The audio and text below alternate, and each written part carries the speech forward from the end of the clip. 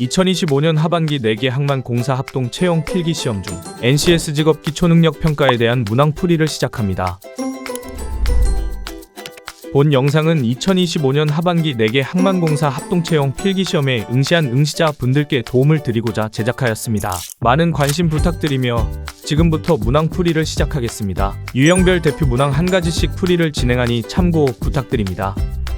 항만공사 NCS 직업 기초능력평가 문항은 아래와 같이 구성합니다. 항만공사 현업과 유관한 문항으로 구성합니다.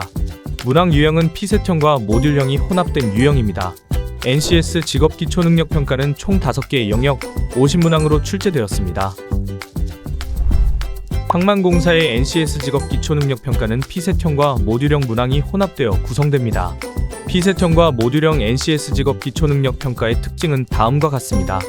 피셋형의 특징 첫 번째는 응시자의 단순 암기력이나 배경 지식에 대한 평가보다는 업무를 수행하는 데 있어 꼭 필요한 기초 역량인 독해 및 이해력, 논리적인 사고력과 정보 해석 및 추론 능력을 갖추었는지를 평가합니다.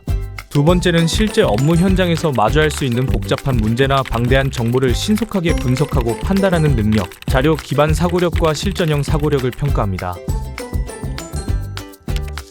모듈형의 특징 첫 번째는 국가직무능력 표준 NCS 학습 모듈을 기반으로 직무 수행에 필요한 기초 개념과 절차, 원리를 이해하고 이를 실제 업무 상황에 적용할 수 있는지를 평가합니다. 두 번째는 의사소통, 문제해결, 수리, 조직 이해 등 보편적 직업 기초능력 영역에서 제시된 상황을 바탕으로 적절한 판단과 행동을 도출할 수 있는지를 평가합니다. 지금부터 항만공사 NCS 직업 기초능력평가를 유형별로 한 문항씩 설명드리겠습니다. 먼저 의사소통 능력 유형입니다. 본 문항은 의사소통 능력 중 문서 이해 능력에 해당하는 문항으로 업무와 관련된 다양한 문서를 읽고 문서의 핵심을 이해하며 구체적인 정보를 획득하고 수집, 종합하는 능력이 있는지를 묻는 문항입니다. 공공기관에서 근무하게 되면 수많은 자료와 정보를 접하게 됩니다. 해당 문항은 수많은 자료와 정보들 사이에서 문서의 핵심을 이해하며 구체적인 정보를 획득하고 수집, 종합하는 능력을 측정하기 위한 문항입니다. 의사소통 능력 문항풀이를 안내드리겠습니다. 해당 문항은 문서 안에서 필요한 정보를 파악하여 옳고 그름을 판단할 수 있는지 파악하기 위해 출제되었습니다. 빠른 정답 찾기를 위해서는 제시문의 내용을 단락별로 파악해야 합니다. 정상파의 주기 및 진동수는 수역의 깊이, 크기, 해저 지형, 수온 분포 등 다양한 요인에 의해 결정되기 때문에 다변적입니다. 부진동은 수킬로미터 단위의 긴 파장을 가지고 있어 눈으로 식별하기는 어렵지만 해수 유동이 크기 때문에 침수, 인명피해 등 큰 영향을 미칠 수 있습니다. 부진동 자체가 항만, 호수, 만처럼 닫힌 수역이나 한쪽만 열린 수역에서 나타나는 파동으로 내륙에 위치한 수역에서 부진동이 발생합니다. 일반적으로 부진동은 수분에서 수십 분 주기로 나타나지만 큰 항만에서는 몇 시간에 걸친 장주기 부진동이 발생하기도 합니다. 조석간만에 차가 커지는 사이 시기에는 수위 변동이 커져 항만 부진동과 겹칠 경우 피해가 확대될 수 있습니다. 따라서 2번이 정답이 됩니다. 다음으로 자원관리 능력입니다. 본 문항은 자원관리 능력 중 최적의 선택에 해당하는 문항으로 제시문에서 제시된 대안 비교를 통해서 주어진 상황에 최적의 대안을 선택하는 능력이 있는지를 묻는 문항입니다. 공공기관에서 근무하게 되면 다양한 조건을 모두 반영하는 최적의 방법을 찾을 수 있어야 합니다. 주어진 업무를 수행하는 데 필요한 자원의 우선순위를 확인하고 시간 자원을 확보하는 방법을 분석하며 구체적인 계획을 수립하고 각 자원이 활용 가능해지는 조건을 최대한 충족하여 업무 수행에 이 자원들을 할당하는 능력을 간접적으로 확인하기 위한 문항입니다. 자원관리 능력 문항풀이를 안내드리겠습니다. 해당 문항은 많은 기준과 기준에 적용되는 대상을 빠르게 파악하고 비교할 수 있는지 파악하기 위해 출제되었으므로 빠른 정답 찾기를 위해서는 순위 부여를 위해 기준과 대상을 먼저 파악할 필요가 있습니다. 이동 시간에 따른 순위는 다음과 같습니다. 대관료에 따른 순위는 다음과 같습니다. 식대에 따른 순위는 다음과 같습니다. 선호도에 따른 순위는 다음과 같습니다. 청결도에 따른 순위는 다음과 같습니다.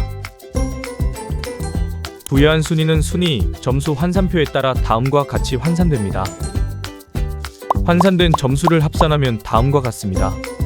구내식당과 뷔페에 환산된 점수의 합이 동일하므로 동일 기준에 따라 둘 중 식대가 더 저렴한 구내식당을 최종적으로 선정합니다.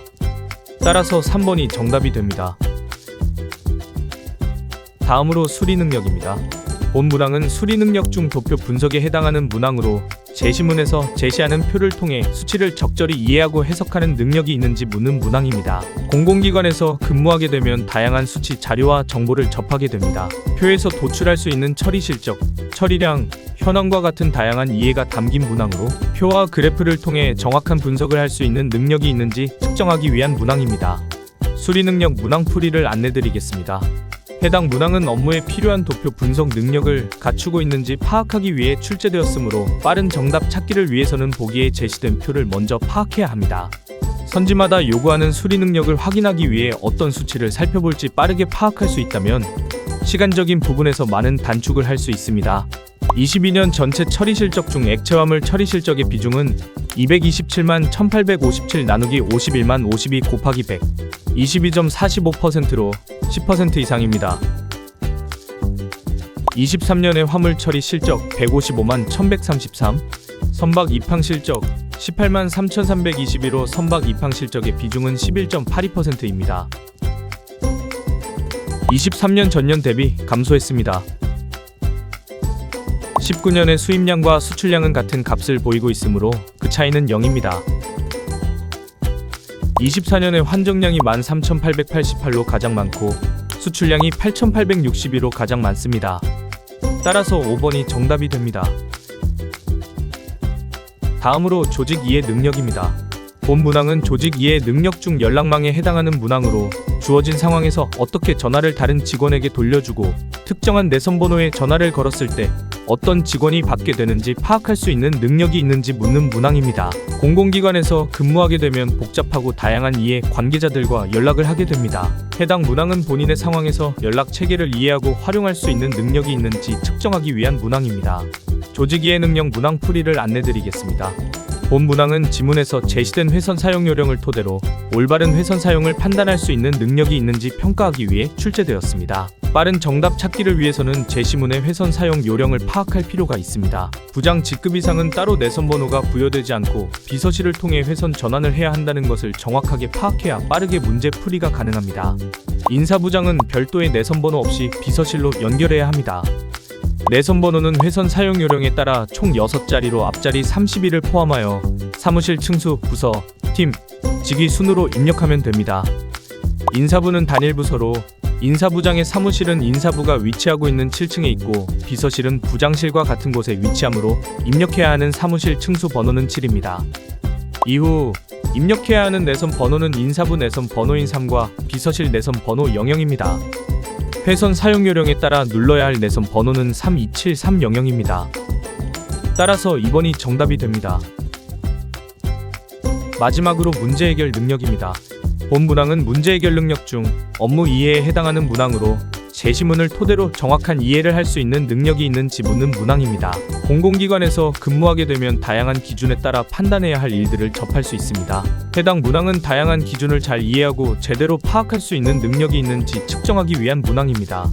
문제 해결 능력 문항 풀이를 안내드리겠습니다. 본 문항은 간문시설의 구조와 작동 원리를 정확하게 이해하고 있는지 평가하기 위해 출제되었습니다. 빠른 정답 찾기를 위해서는 제시문의 간문시설과 작동 원리를 빠르게 파악할 필요가 있습니다. 항만, 하천, 운하 등에 설치되며 바다 위주로 설치되는지 여부는 알 수 없습니다. 실제로는 내륙에 더 많이 설치됩니다. 파나마 운하가 표고차, 양쪽의 해수면 차이가 큰 태평양과 대서양은 연결한다고 되어 있으므로 적절하지 않습니다. 파나마 운하는 여러 개의 갑실을 단계적으로 연결하여 수위를 조절합니다.